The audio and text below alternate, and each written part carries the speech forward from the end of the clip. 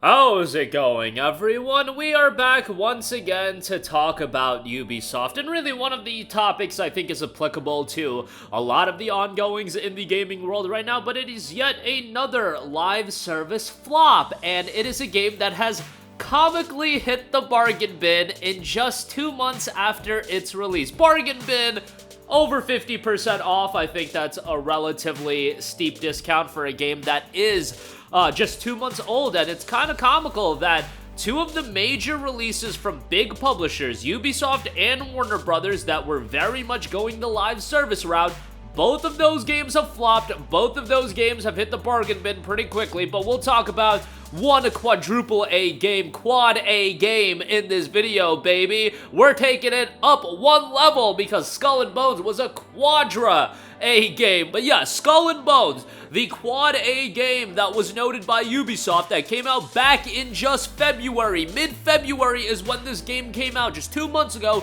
It is already 57% off for $29.99 over at Amazon. I am sure steep discounts on the PlayStation Store are to come for digital copies of this game. Now, when it comes to Ubisoft titles, steep discounts right away aren't that surprising. Some titles from them, very few and far between, will hold up for a little while, but even with like the Assassin's Creed games, when those games come out in the fall, they usually see a decent discount by like Black Friday, like a month or a month and a half after their release. But Skull and Bones isn't coming out during the holiday period, it's coming out in early 2024, you know, when you don't see a lot of sales running. So the fact that this is already 57% off for $29.99, and this is even quicker than typical Ubisoft games would go on sale for, because the Crew Motorfest has been out since September. So 7 months since the Crew Motorfest came out, and the steepest discount you'll get on that at this point is 50% off for $34.99. Skull and Bones has been out for 2 months, a third of the time as Crew Motorfest, and it's down to an even lower price than the Crew Motorfest. But Crew Motorfest went discounted very quickly as well, and it's once again an indication that live service model, you can't just try to fish and fish for every game under the sun to try to adopt this model. Now, Skull and Bones obviously had an incredibly tumultuous development cycle, and I think the initial premise of the game looked a little interesting. I think people were fascinated by it. I think a lot of people dug the naval combat that Assassin's Creed 4 had, and then it being spun into its own game, you know, developing upon that and, you know, creating a big budget naval title. It was interesting in premise, but obviously this was a game that was monetized under the sun as well, and that's just what you're gonna expect out of Ubisoft. And you know what? From Ubisoft's standpoint, seeing a Skull and Bones flop, it probably doesn't matter to them to that great extent. You know, them talking about quad A title, that's just something crazy that they're saying for PR, although I would argue that's ineffective PR. Obviously, you gotta hype up your game, you gotta talk up your game, but once it gets into the comical stature of talking up your game, like at that point, you're just doing the game a disservice. There's an element of like, yo, you gotta stretch the truth a little bit in game promotion and in media. Generally speaking, you gotta do that. You can't come out and say like, bro, it's not gonna be that great of a game. You can't sell that, but there's an effective way to do promoting, and then there's an ineffective way to do promoting, like calling a game a quad A title. That just wasn't a good idea, and I'm sure they didn't think about it through, but once that quote started surfacing and once that quote started circulating, it was just bad times ahead for Skull and Bones. And then seeing a game flop this hard and already be down to $29.99, obviously people are gonna pile on. But like I said, the issue with this, and even with a Skull and Bones, a Suicide Squad flopping, is yeah, these games are flops, but I really do believe that a Ubisoft and a Warner Brothers sees this as a part of the process when it comes to live servicing their games.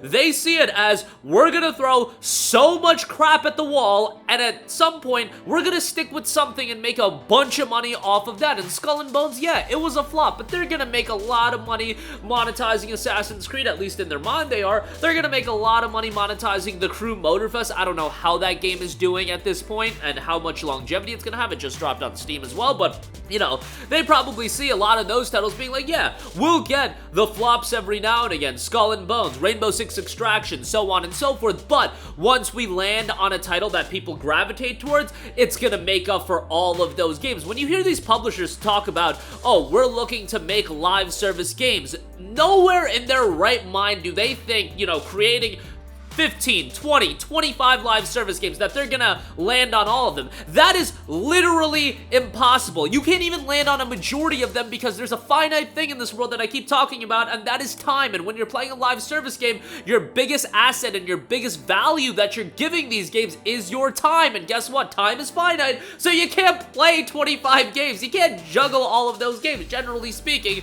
people juggle 1 or 2 live service games at most, and Ubisoft is trying to obviously get a bigger portion of people to, you know, play their live service games. But when there's so many on the market, it's just not a feasible undertaking to have all of them be successful. So even though a Skull and Bones is a flop, they'll turn around and they'll look at whatever other game that's coming out and they'll be like, all right, Skull and Bones flopped, so X game could run, or so to speak. We'll see if that ultimately does happen. I just think we are due for a course correction and a market correction in terms of live service games. Look, we'll talk about Helldivers 2 and Helldivers 2 popping off and doing incredibly well. That, these days, is becoming more of the exception rather than the rule. Helldivers 2 is going to have a significant lifespan attached to it. It's going to do pretty well. I'm pretty confident in saying that. But you look at these games that were coming from big developers, gigantic budgets attached to them, like a Skull and Bones. How many years was Skull and Bones in development for? You could look up articles when Skull and Bones was scheduled to launch in like 2018, 2019. It finally came out in 2024 and was this egregious of a flop. Suicide Squad was the first game from Rocksteady after the Batman Arkham trilogy after 9 years off.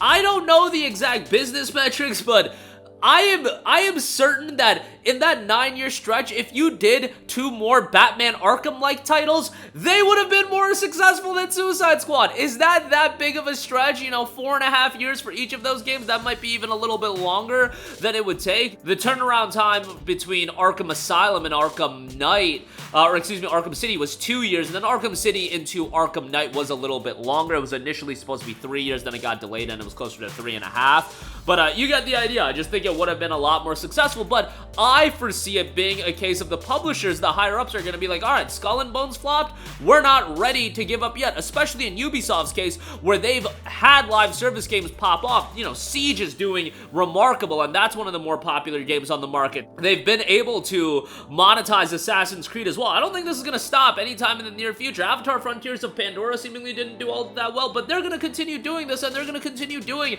their live service games, and with their games that are predominantly single player, they're gonna finagle ways into doing $130 Ultimate Editions. I fully expect this to be the standard. Yes, there's pushback online. Yes, there's people that are bugging out like me in a lot of videos, but ultimately, I'm just a schmuck YouTuber, and you think Yves is watching my content? He don't give a damn about my content. You think David Zaslav gives a damn about my content? No, that man right now has somebody working on figuring out how to monetize Hogwarts Legacy 2, and I swear to God, you guys, Hogwarts Legacy 2 is going to be monetized to the nth degree, and it will be comical, I think, how much that game is monetized. That's what I foresee happening in the world. I don't think this is going to ease up anytime in the near future. I think some publishers are going to course correct and do different things like it seems like Sony is doing, but I think from a Ubisoft standpoint, like the toothpaste is out of the tube at this point. They're going to continue going this direction, and if it is a predominantly single-player title, I think they're going to go the route of, let's try to get people to buy $110, $130 Ultimate Editions. Let's do fake early access, which, by the way, Skull and Bones, fake early access attached to it as well. Even a game like Skull and Bones that was such a flop,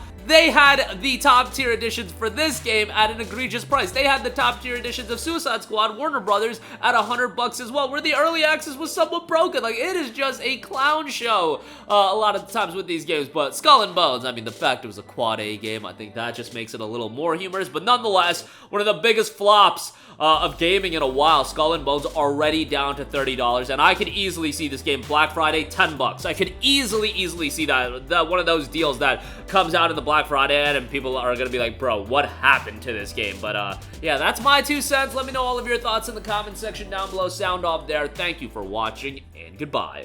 Hey guys, we hope you enjoyed the video, and if you did, make sure to hit the subscribe button, and if you're already subscribed, do us a favor and hit the bell icon. This way you'll be notified whenever we post a new video. That's the best way to keep up with all of our uploads, and we usually try to upload 2 videos a day. And with the bell icon hit, you'll be notified whenever we do upload a video. As always, thanks for watching.